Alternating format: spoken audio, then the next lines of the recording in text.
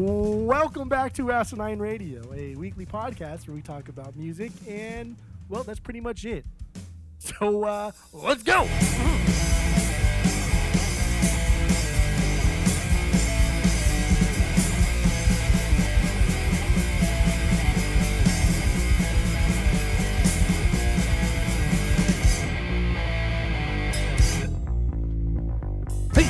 Hey. This is Asinine Radio. This is the weekly music podcast where every week we get into our Fearless Beer review. We get into the vinyl stuff we picked up, stuff we've been listening to, and Jeff's record store, Desert Grooves Records out in Arizona. Huge shout out. We then get into some happenings in the music world, and then that's pretty much it for this episode. So my name is Tyler. Way out there, hundreds of miles away, is Jeff. While you're listening, go to Spotify, Apple Podcasts, give us 5 stars. All the social media is at Asinine Radio. Go follow us, tell all your friends, share all the posts. And that's it. That's all I have for the boring intro. Okay, there we go. Let's jump right into our Fearless Beer review. What do you got this week, Jeff? Go. I didn't really do anything this week. I didn't really go anywhere, so I just have staples here. I just have Coors Lights. Staples. Coors Lights, baby boy. Lights. I'm going Coors Light. Yep, that's all I got. Well, that's stupid, dude. What? No, that was it. That was really dumb. That's what I got. All right. So I don't know if I've had this on the podcast. I don't know if I've had this ever.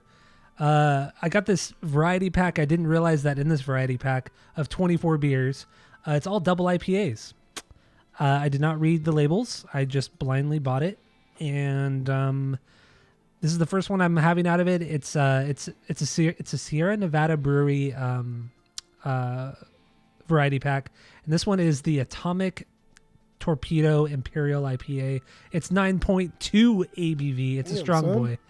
It is a strong boy. So Sierra Nevada puts out really solid beers. But this is I'm actually kind of nervous for this one. I'm gonna probably be toasty. Well, if I even finish it. I don't know. That's true. We don't know yet. So let's you got yours open, you got yours poured, lime. Yeah, no, I'm ready to go. Mm-hmm. All right. So let's start sipping. Here we go. There we go. Yep. Uh-oh. All right. What do you think of your Coors Light that you have never talked about before? Yeah. No, this is the first time I've ever had this one. I had lime to this because it's delicious. And it's just sometimes like when we do episodes and it's a lot of work, I just forget about the beer until the last minute. Yeah. Dashboard was really hard this week. And if I got into like a oh God, I forgot. We're doing that thing. Just kidding. Continue. Sorry. If I got into a better like schedule, because it used to be on Mondays I would like to stop by the store, but the liquor store that I like to go to is closed on Mondays. It's like fuck. All right, so now that we're doing it on Sundays, actually that'll be a lot easier. I can just go Sunday morning to the beer spot and just pick up a beer. So I'll start doing that from now on. I feel like I can take the golf cart over there too. Yeah, and today's Tuesday, so there's that too. Not Monday. You got all the fucking answers tonight, don't you? Somebody has to. Somebody has to have them. My Atomic IPA, Torpedo IPA, it is strong. It is a strong boy. It's malty. It does have kind of like a fruity finish, but it's strong. It's not bad. It's just I'm past that. I'm past the double IPAs, the triple IPAs. I'm no longer a youngster. You know, we're not youngsters anymore. This is not something I seek out, but it's not bad. I would drink. Well, I'm gonna have to drink it again because I have 5 more of these. Plus, oh my God! You know, like I said, 24 pack of just double IPAs, different kinds of double IPAs from the same brewery. So we have our world famous 3-point rating system where 3 is a perfect beer, 2 is a good beer you're going to continue to drink, 1 is a bad beer but give it a shot, and 0 is a drain pour. So what do you give a Coors Light with lime and without lime? Go. Ooh, with lime, easy 2. Easy 2. I buy this when I go to the bar. Usually I'll start with something exotic and I'll fall back on like this. An IPA. But like, I mean, if I haven't had a certain IPA in a while, like I got a Sierra Nevada Celebration a couple weeks ago. I hadn't had that in a while, so I got that one. But if you're a bar that only has like the normal IPAs, then I'll just go straight for this. Because I'm not going to waste extra money buying something that if I can get anywhere else, I don't care. But yeah, I'll give with a lime a 2, without a lime, like a 1.75. Not even like a 1.5. Like I really don't like it without a lime. It's just gross. It's nasties. I only drink it without lime. That's because you're gross and nasties, so that makes sense. Lime is not that good. Everyone's been duped. So, yeah, this one, this Atomic Torpedo, I'm gonna have to give it. I'll give it a 2 because it's not bad. But it's like if I'm gonna drink one of these, this is probably all I'm really gonna drink. Maybe like a Coors Light after, a Buddy after. But this is a 1 beer night kind of beer. Yeah, so 2 out of 3 for me. It is pretty damn malty. Pretty damn malty. So we do know that Raul left a review for your Coors Light. Is that right? Yeah. Yeah. Do you want to go over it again, or what do you think? I don't know. Whatever you want to do. I don't have it pulled up, but I know he left the review for it. I mean, I feel like we just did it, like maybe not even a month ago. That's probably true. All right, then let's get into his review of mine. This is what he said. He reviewed this on July 4th, 2022, and he said, "Is it Atomic or at least a Torpedo? At its ripe old age, I'm not really thinking either. Let's go with light mist and 22 caliber. Like both could still affect you in certain ways, but there are bigger and badder things out there. You feel me? It's fine and okay and fine, but like a first kiss, Raul will not remember it." There you go. Okay. Yeah. I guess it's not memorable for him. He gave it a 3.6 out of 5 on Beer Advocate scale.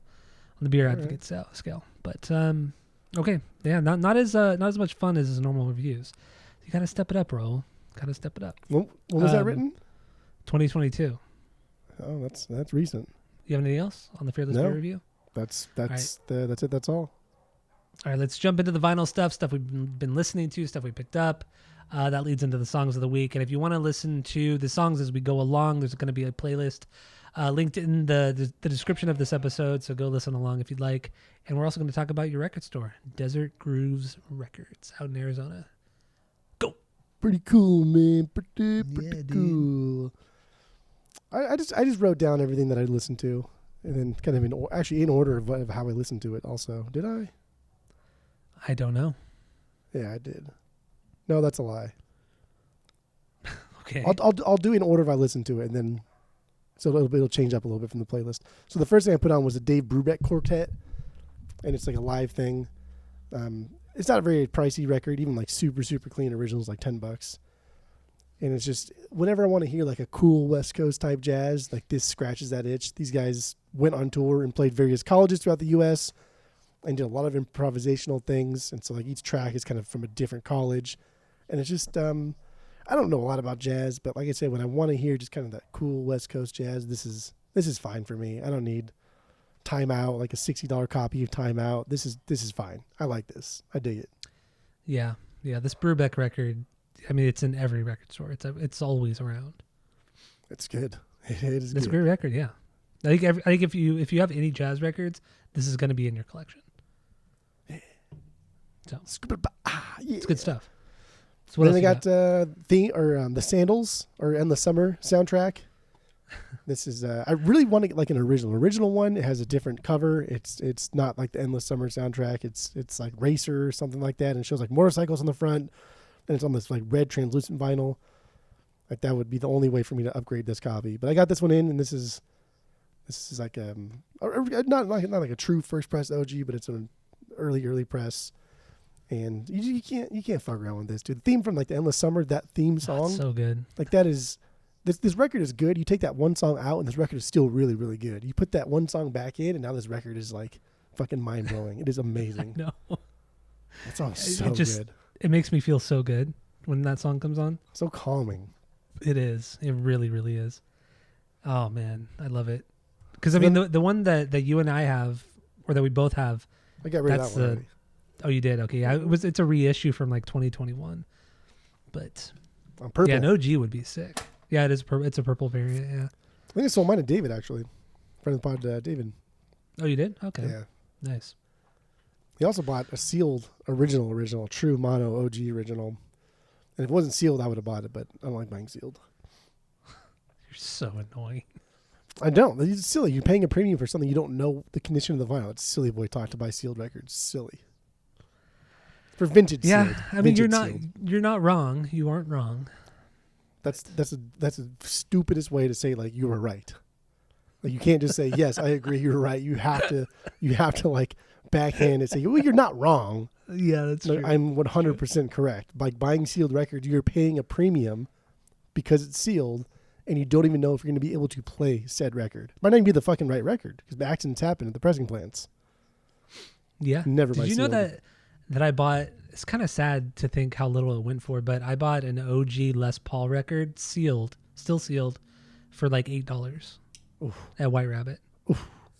Isn't that sad? That is sad. Les Paul, man, come on, OG sealed, like 1961. That is sad. Yeah. Anyway, 0-2. What else you got? The next one, I was kind of on a little surf kick for a couple records, but I got the Lively Ones. The Lively Ones is another surf band. I talked about it before, so we don't have to go into it. And then I go to the top here, and then I have this Augustus Pablo record, and I got this one. This one came through the store, so that was kind of nice. I think these all pretty much came through the store anyway. But yeah, he's just good dub music. This is east of the River Nile, late 70s.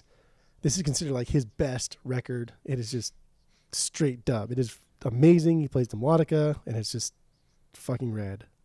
Yeah, great stuff. It's Love very dub music. It's very much like de facto, but not as aggressive. Mm-hmm. Yep. Perfect. And then I got Bunny Wailer, his first record called Blackheart Man. This is again like mid to late 70s, and yeah, like everybody's on this. Bob Marley's here, Peter Tosh is here, Sly and Robbie are on this. Ashton Barrett, who just recently died, he's on this. Like everybody's on this and plays with him, and it's just a good like roots reggae record, right? It focuses on topics that are just everyday lives of Africans and Jamaicans, and it's really, really good, really, really soulful. I like it. I got a better copy of Surfing with the Alien, Joe Satriani, so traded up for mine there, so that's pretty good, and I always like that one. And this one's the Silver Surfer one too, right? Yeah. On the cover? Yeah, why would you not? That's just silly to have this in your collection. That's not the Silver Surfer one. Well, I mean, I got to have something. You know what I mean? Okay. And then... You're so annoying. After listening to Satriani, I mean, of course he is an amazing guitar player, but, I mean, it's almost like a Eddie Van Halen knockoff. Like he plays Van Halen riffs, but he plays them too perfect. He plays them with no, like, I don't want to say no feel, but they're just, it's too, there's no like swing to it. There's no, I don't know. I only have this. I only keep this because there's too much nostalgia with Joe Satriani. Yeah, that's true. It's just, it is a great record too. It's too much. Yeah, but it's just a wanky record. I don't like this kind of shit. But inevitably, when I listen to this, I only think about it as a concert we saw him at, and it's just fucking cool. And like that's why that whole experience was cool. That's why I'll never get rid of this. But like realistically, I don't like this type of music. I don't regularly listen to this kind of shit. It's fucking annoying. Yeah, but the feels get you. Yeah, nostalgia gets the best of us. And then I kind of like switched up things and went into like a more kind of like psychedelic thing here. I started with I'm in Your Mind Fuzz because it's still kind of surfy for King Gizzard and Lizard Wizard. This is the only record I have by them. I like some of the records. Most of them I just think are okay. But this is just like a perfect psychedelic garage rock record. It is so good. I've talked about it before. I don't know why you don't love it, and it bothers me, but it's really good. I like this record. I do, but I wouldn't. So fucking good. I'm not going to go back to it regularly, but it's a good record. It's honestly the best one I've heard from them. I love this, especially like at night. Like I was playing Zelda this weekend too, and I had my little LEDs going on. They're flashing different colors, and all of a sudden, I was playing Zelda, and it was like skydiving. I was like, oh, this is good. This is good right here. God is good. Right? God is good, baby. Next one is Acid Mammoth.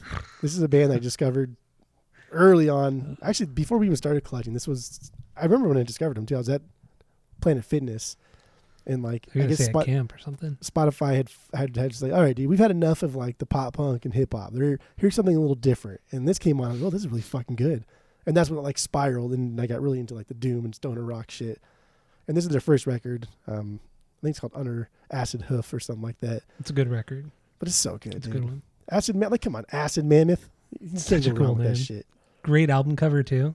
So good. So Love the sick. color schemes. The color scheme of this album too is very much like what's that Sabbath record with the baby and the red and the purples and the blue, whatever that one is. Yeah, I forgot. I can't think of it right now. I can't think of it. I love that cover though. It's And so then ugly. I put this one on here for you. Great Electric Quest. I put this one in Yeah. there because I love this record, and I convinced you to buy it because it was like $6 or $7 or something like that. Mhm. And I think it's amazing. I think it's just really, really good psychedelic, like stoner rock. And then you're purging it. I am purging it. Yes, I did listen to it before I put it in the purge pile because I love the artwork, but I can't get over his vocals. They just I can't do it. I can't do it. I think I can't stand him, and it ruins the rest of the He rest doesn't of even the sing song. that much. But when he does, it's enough to be annoying. This So- fucking guy, dude. This fucking guy. I know. I might I buy know. yours. I might just have 2 copies. You would not. I would not. I would never. Actually, this would be because it was so cheap. I might as well just keep it and just like frame it. Just because the artwork is so cool. I mean, if Right? that's what you're doing now, that's fine. Well, I mean, for records that aren't really gonna sell, and the artwork's really cool, I might frame it. I mean, Might realistically, frame we'll probably put this at like no more than $10. it. Yeah. And you'd give me $4 or $5 for it, Yeah. I imagine. So $5. yeah, I don't know. You know what band I'm surprised you've never got into are Mastodon. That band is just like right up your alley, man. It's like it's prog metal, but with a bunch of stoner rock, psychedelic shit in there, thrown in there too. It's I think- weird you've never got into them. I think it's just because when I get into these like stoner rock bands, it's either because I just buy the record and so I get into them, or they're on a playlist somewhere. But like with Mastodon and then King Gizzard too, like it took me a while to get into like this King Gizzard because one person that I knew loves King Gizzard. He kept saying, "Oh, listen to this, listen to this." I'm like, dude, everything I listen to is fucking garbage. I don't like this. And then like Spotify showed me this one, and I was like, dude, this is exact. Like, why did you just tell me this? Like all those years listening to Metallica, you should just been like, hey, listen to Battery, because that's exactly what got me into like Metallica. But that week also was fucking Battery. It's like, dude, you gotta know your audience. back then, my defense, back then, getting you to listen to something that you don't want to listen to was very, very difficult to do. That's Extremely not even difficult. true at all. What are you talking about? Okay. And even when I would show you stuff, you would say, I don't like it simply out of spite. Nah. Metallica is one of those instances. I've played songs off of Kill 'Em All. I've played songs off of Master of Puppets. I know for a fact I have. But once you see it's Metallica- you should have just because Metallica does a lot of bad shit, and then you That's what I'm saying. You have this bias. You don't do it nearly as much as you used to. Well, actually, you really don't do it. You don't do it anymore at all. the bias back then, comes from absolutely. like you will defend the worst music by some of the best musicians, and then expect people to like say, "Oh, listen to this," and then not have that bias like going into it. That's stupid. That's silly boy talk. But like But again, with you you, should it just was like play. You spite. should have played fucking Battery. Yeah, because I don't want to sit there and listen to funk. Give me fuck. Give me fuck. Give me all sorry. I You don't want to listen to No. that kind of shit. Metallica is garbage. All Metallica is garbage except for the first 3 records. I don't care anymore. I said it. Don't care. Even Injustice. Dumb. Don't need it. I don't need a fucking Ride Lightning. Just need all I need is 2. That's it. you're so stupid. So dumb. That's how it goes. Okay. All right. Moving on. Whatever. And this is the last thing. We talk about this album constantly. And this is this is Paul McCartney, his second record, second solo record. Temporary. And I got a white label promo of this. So that is what I'm keeping. And then I purged my super minty copy. And Yeah. I just wanted to put Frozen Jap in there again because that song is so goddamn good. It is a great song. Not as good as Temporary. Dude, Temporary Frozen Secretary. Jap is silly. It is absolutely silly. We It's a great we should just do this album on the pod. I mean, it's on our to-do list. Like that's just silly. Like we talk about. It's a- I swear we talk about this like every month. Like once a month we talk about this record. We do. We really, really do. And you're gonna talk about it again if and when you upgrade your copy. Well, I am going to upgrade my copy next week when I'm out there. So we're gonna talk about it again in like a month. So, every fucking month we talk you're about right. it. You're right. Oh, it's so good. It is. All right, Yeah, that's cool. all I So got. is that all you got? Yeah. All right. So I got 3 things here. These are all records that I'm purging. I listened to this week, and I've decided I'm purging, giving to your record store or selling to your record store, Desert Grooves Records. Huge shout out. Not to say that any of these albums are bad, because they're not bad.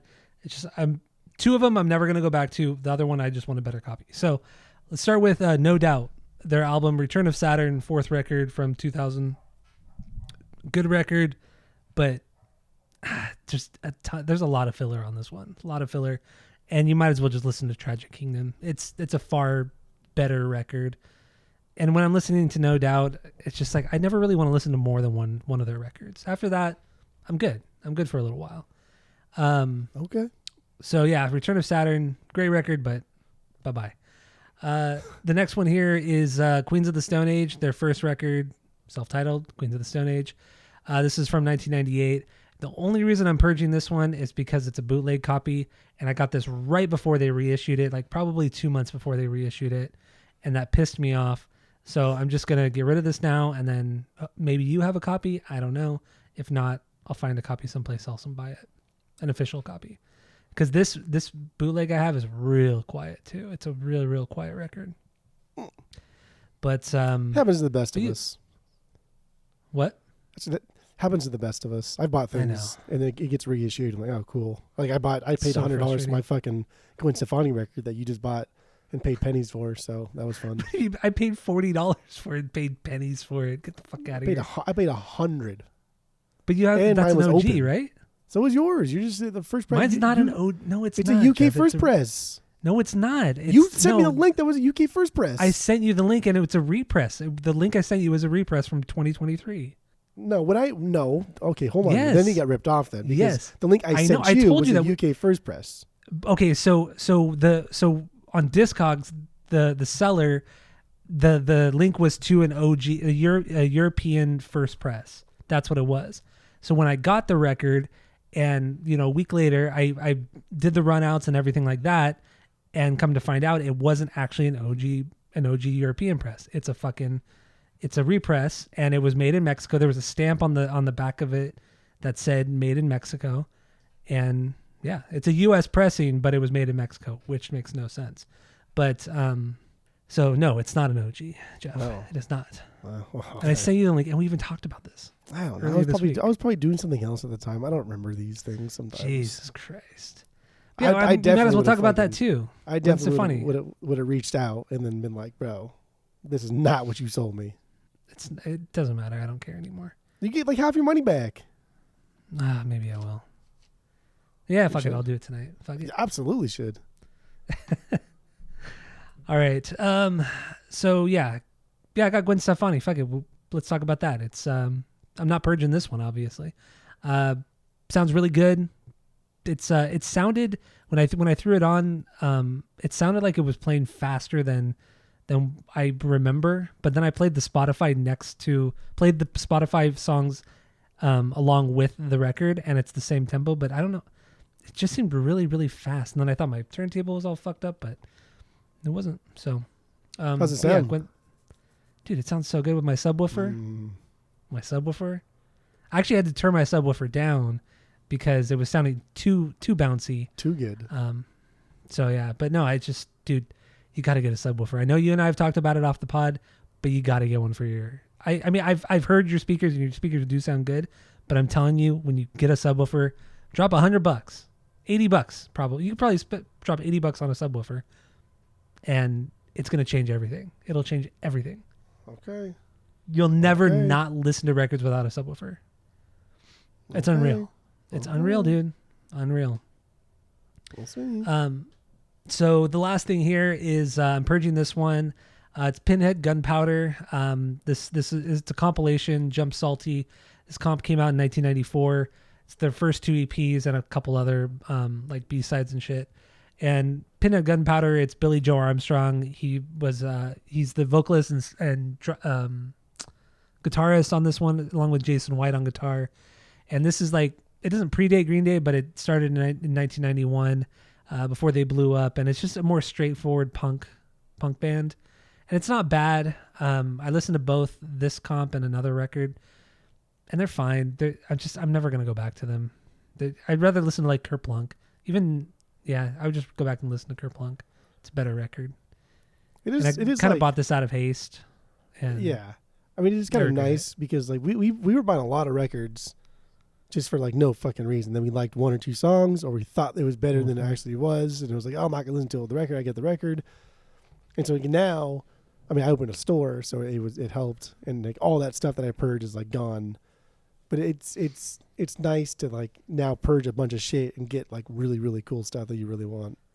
Yeah, I guess exactly. I don't know. I agree. That's why I'm purging like I purged 70 records. Oh, I need to throw have those 245s too, so I'm gonna throw those in the purge pile too. Just remember that. But yeah, that's all I got.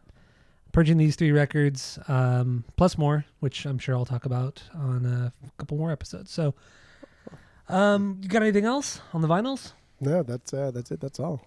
All right. So, no music has come out this week that I thought was really relevant or worth talking about, right? Nothing. Yeah. Didn't hear anything? Okay. Sure. So a couple things I want to bring up real quick. Tom DeLonge announced a new book coming out with. It's called Trinity. Comes out in June. He's co-writing it with the author A.J. Hartley, who did The Chasing Shadows. Those 2 books, which are great books. This one is going to also be a fiction, and it's going to kind of tell a story surrounding Area 51, but it's not being called Area 51. But I like those 2 Chasing Shadows books. They were excellent, and so I will be reading this one too. I know you don't, because you don't like reading and you don't like books. Books are dumb. Books are dumb, yes. So yeah, in June, Trinity, check it out. And the last thing here, Korn announced 30-year anniversary of their self-titled record, their first record, and they're playing a show, playing it in its entirety in October. Tickets go on sale this Friday. Pre-sale starts tomorrow, I believe. And I don't know how much tickets are, but they're playing only in LA.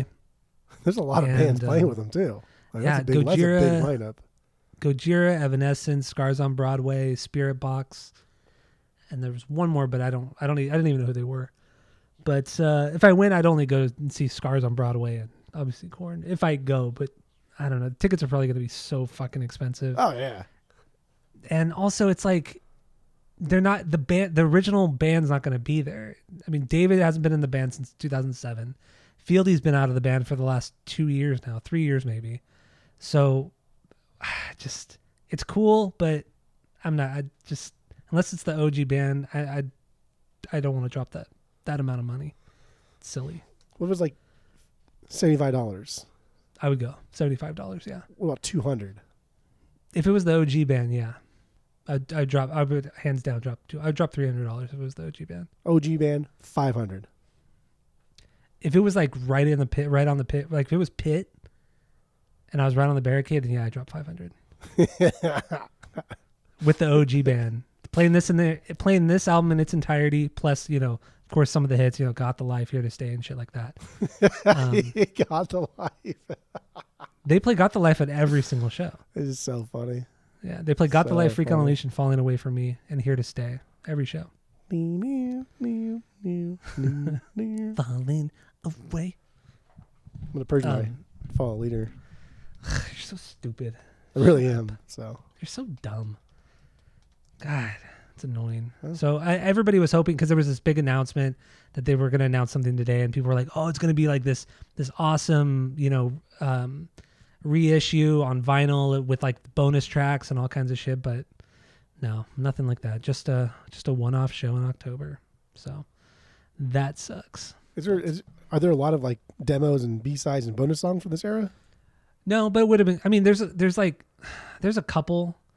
Like if they would have, like what I think would have been cool is if they actually pressed Niedermeyer's Mind, which was the 4-track demo, where the song, 3 of the 4 songs were on this record, but they were different versions of the songs, and so that would be cool if like that was remastered and then actually pressed on vinyl and put as like a deluxe part of this record. That would have been really, really fucking cool, because it's never even been put on CD. There's only cassettes of Niedermeyer's Mind. So, but that would have been really cool. Is that the same lineup as Korn's Korn? Yeah. Ross Robinson made that cassette demo for them too. So That's cool. yeah. That's cool. But maybe one day. So that's all I got. You got anything else for this episode? That's it, kid. All right. So thank you all for listening. Go to Spotify, Apple Podcasts, give us 5 stars, tell all your friends. And we're in the middle of Sad Boy season, you know? So keep listening, tell all your friends. That's it. That's all.